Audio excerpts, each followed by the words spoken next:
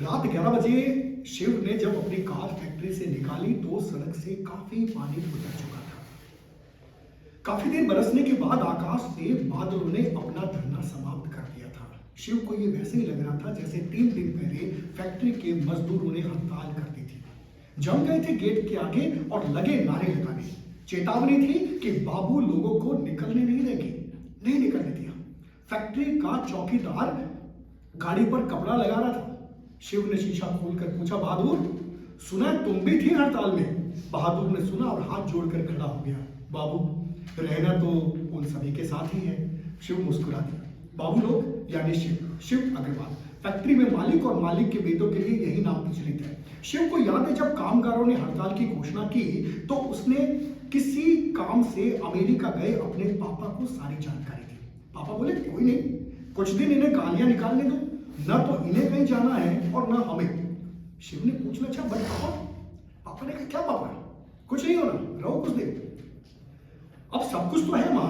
और सुनो, अगर कोई फिल्म देखने का मूड हो तो नमक हराम जरूर देखना। शिव को लगा जैसे उसे कुछ याद आया। केजी कॉम्प्लेक्स के आगे से निकलते हुए उसने रिकॉर्डर पर एक गाना प्ले कर दिया। उसे नमक हराम फिल्म इतनी पसंद थी कि सारे गाने पेन ड्राइव में स्टोर करवा लिए।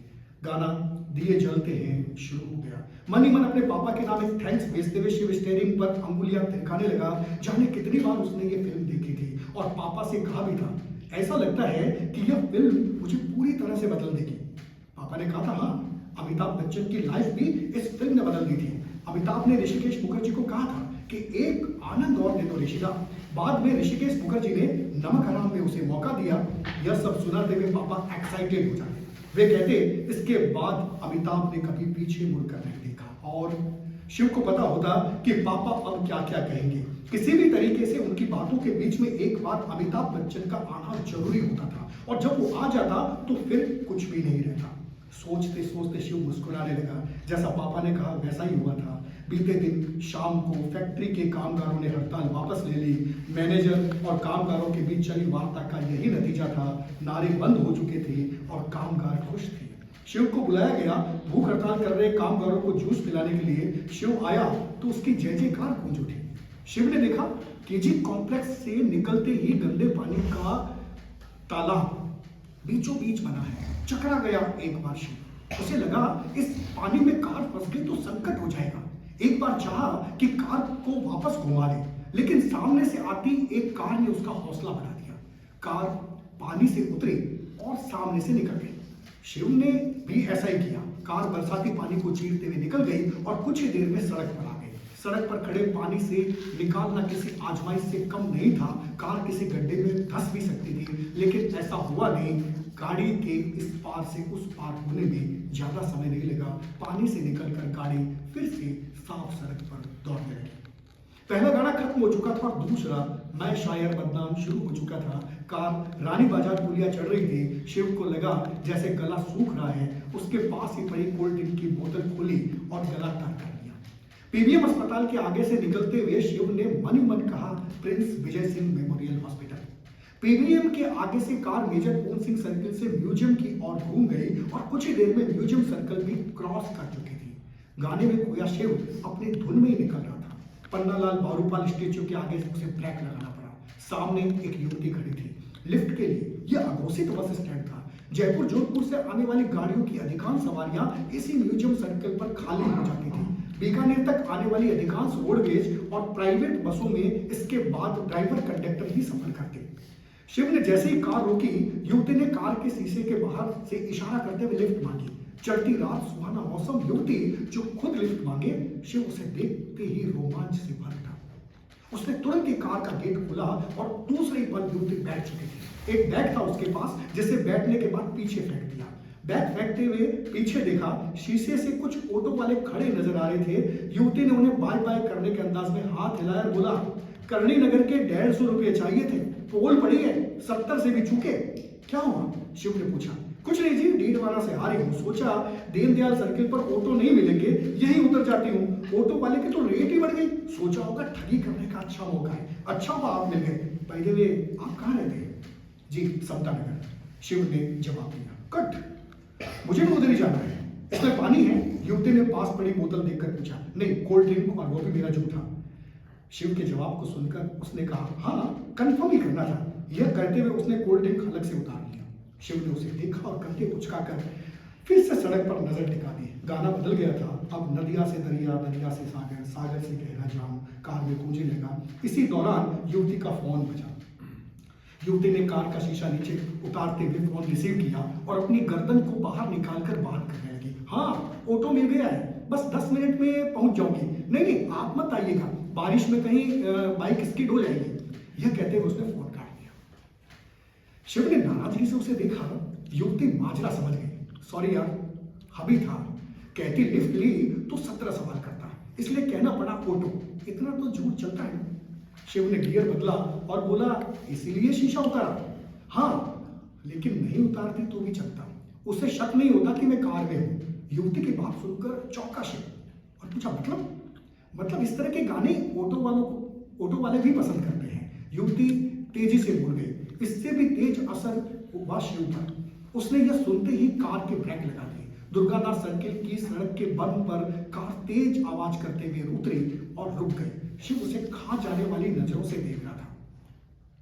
शिव को युवती ने देखा तो उसके चेहरे पर अचानक से कई तरह के भाव आ गए। युवती को भी लगा कि उसके मुंह से कुछ गलत निकल गया है।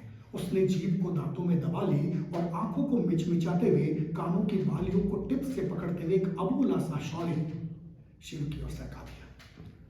शिव ने अपनी गर्दन को 2-3 जुम्बिश देते हुए मुस्कुराया, बोला, इंटरेस्टिंग हो। काश। युवती कुछ कहते कहते रुक गई। पता है तुम क्या कहना चाह रही थी? शिव ने कहा।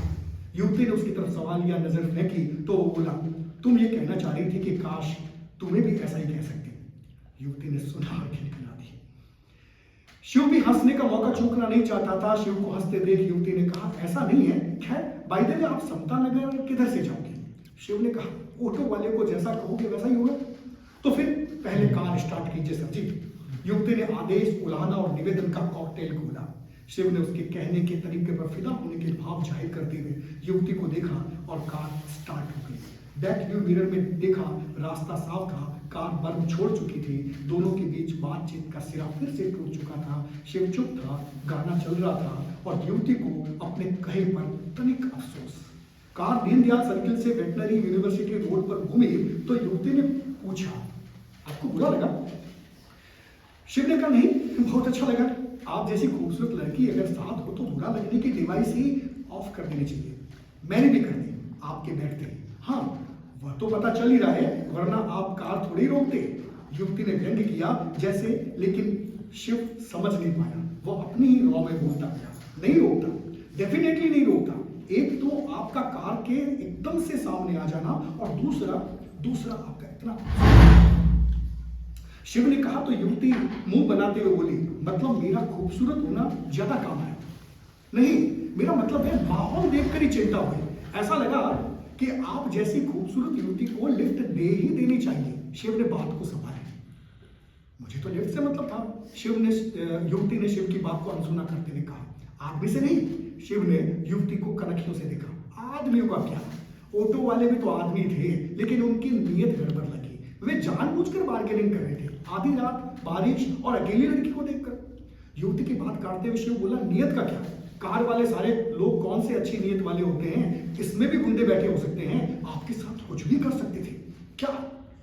युवती ने उचकती सी नजर से शिव को देखा। शिव ने शरारत के साथ ठीक वेटरनरी यूनिवर्सिटी के गेट से थोड़ा पहले कार को रोक दिया। गाना भी बंद हो गया। फिर कार कैसे रुक गई? अब क्या हुआ? Any problem? नहीं, रोकी है। अब मैं चाहूंगा तब ये चलेगी। शिव ने युवती की आंखों में आंखें डालते हुए पड़ा, कोई प्रॉब्लम नहीं, चाहना शुरू कर दीजिए। युवती के चेहरे पर कुछ भाव आए, लेकिन वो डरी हुई नहीं लग रही थी। किसे? शिव ने बात को पकड़ा।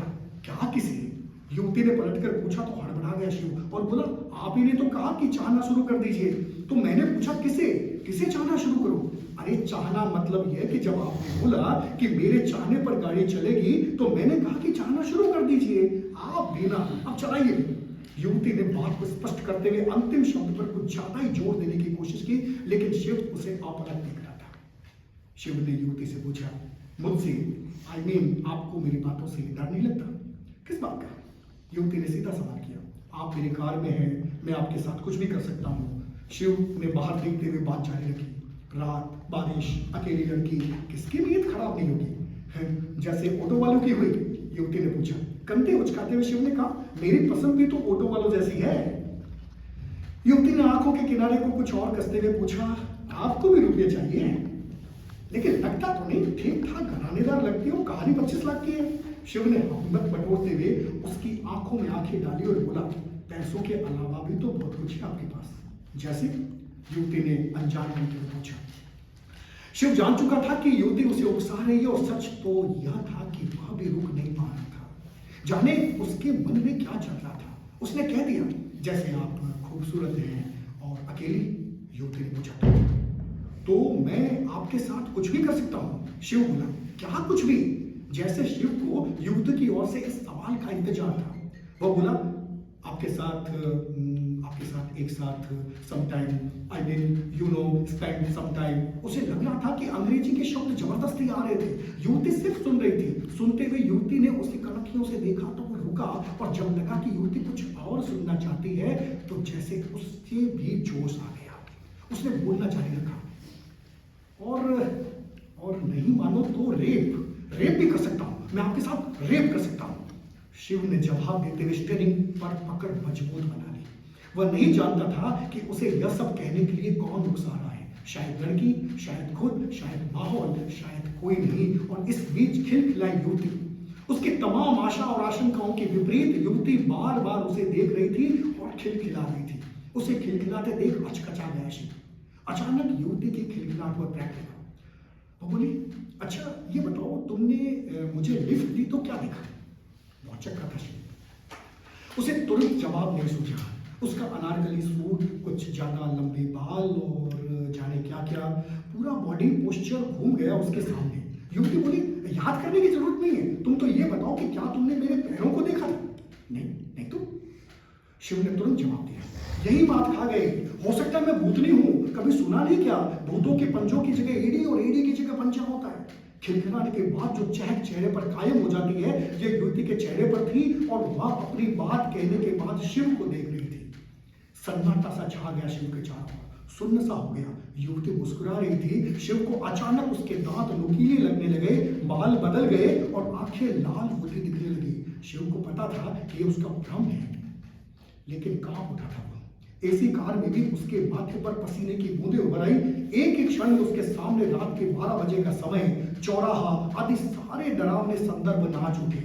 मन ही मन वह उस समय को कोसने लगा जब युवती को कार में लिफ्ट देने का विचार आया। वह कुछ बोलता इससे पहले युवती ने अपने पैर उठाए और शिव के सामने कर दिए।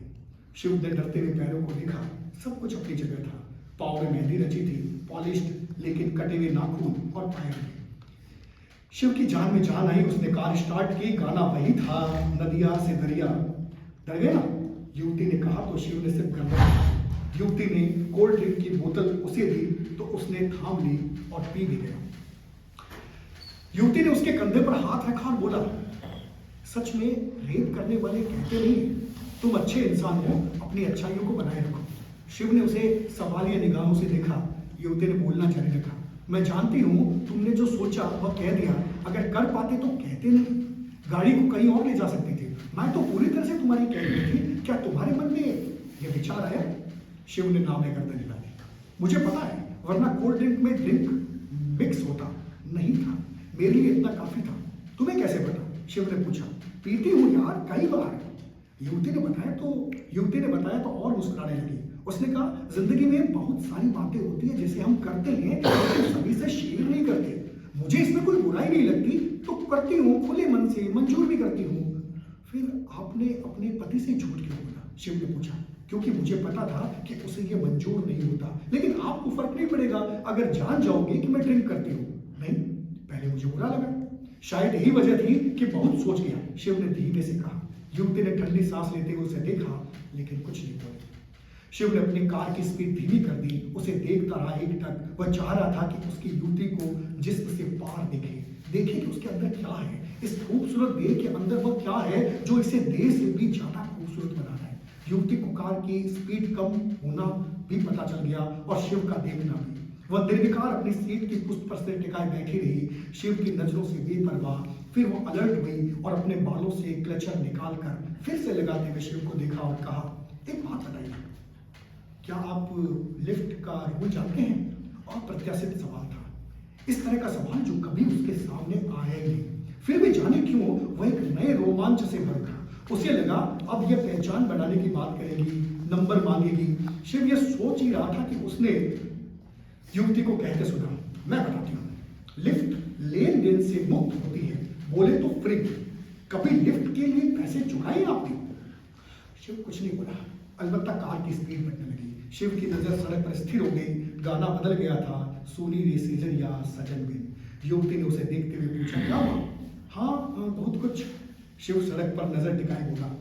युवती में कोई खास हलचल नहीं हुई। उसने मुस्कुराते हुए कहा, इस तरह की बातें खोने के बाद कही जाती है। मेरा सवाल पाने से जुड़ा था। खैर, तुम्हारे साथ का सफर हमेशा याद रहेगा। मुझे सेलिब्रेशन रेस्टोरेंट के पास उतार देगा। घड़ी की सुइयां 12 बजाने के लिए तेजी से दौड़ भाग कर रही थी। सेलिब्रेशन रेस्टोरेंट के पास शिव ने कार रोकी, पहले खुद उतरा। युवती भी कार से उतर गई। युवती का बैग निकालकर उसे थमाया और एक कान पर हौले से अपनी अंगुलियां रख ली। युवती ने कुछ नहीं कहा। हौले से 2 थपकी उसके गालों पर रखी और चली गई। वह उसे पैदल जाते हुए देखता रहा। उसने चाहा कि एक बार दौड़ते हुए जाए और उसे रोके, लेकिन इसके बाद क्या करेगा नहीं जानता था। बस इसीलिए उसके पांव जमीन नहीं छोड़ सके। युवती ओझल हो चुकी थी।